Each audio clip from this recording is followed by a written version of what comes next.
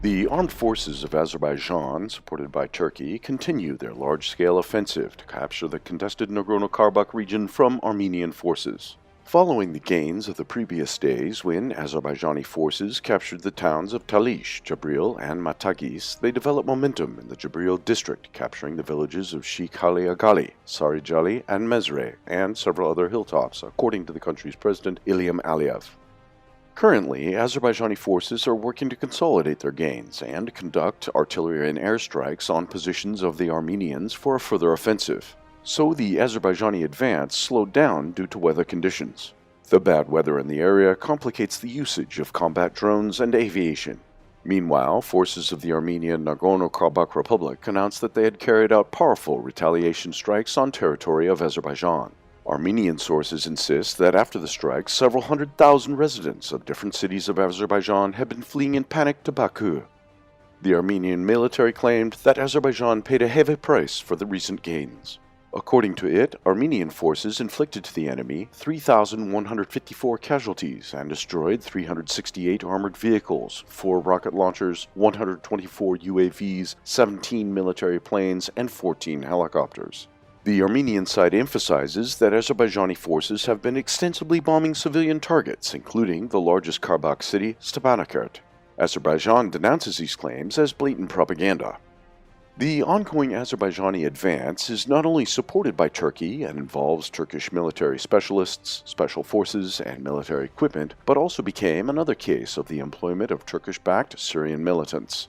On October 5th, Russia's state-run news agency, RIA, reported, citing its own sources, that at least 93 Turkish-backed militants had been killed since the start of the war on September 27th.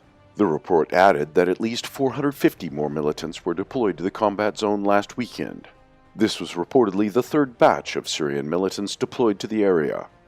The Turkish-Azerbaijani bloc has been taking an upper hand in the battle against Armenian forces. The decisive role belongs to the air dominance and the numerical superiority of the Azerbaijani side.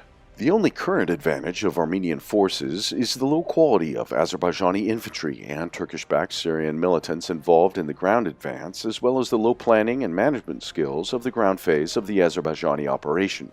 Azerbaijani infantry and motorized units marching towards fortified positions of Armenians become an easy target for counterattacks, artillery, and missile strikes.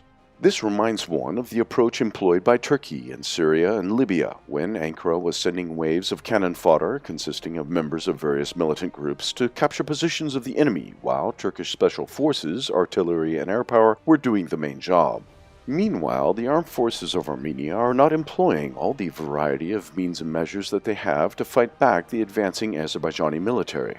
Despite the loud propaganda about the Armenian key role in resisting the terror alliance of Turkey and Azerbaijan, the Pashinyan government has no political will to recognize the Nagorno-Karabakh Republic and go for a full-scale war to defend the Armenian population there. Thus, the participation of the official Armenian military in supporting forces of the Nagorno-Karabakh Republic, as it remains a de facto independent state with its own military forces, are limited as of now.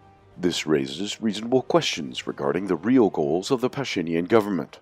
Experts say that in fact what it aims to achieve are the goals of his government's foreign patrons in the Washington establishment, thus losing Karabakh and using this as a pretext to break its remaining ties with Russia and push the country towards its integration with NATO.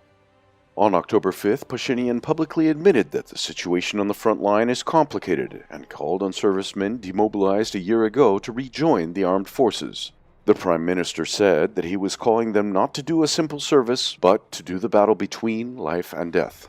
Pashinyan also declared that he is confident in Armenian victory. Nonetheless, the mobilization of reservists showcases that the real situation is much more complicated than Yerevan wants to admit. Moreover, just fresh troops without modern weapons, experienced commanders and instructors will not be able to turn the tide of the conflict. In the worst-case scenario, this may just increase casualties on the Armenian side.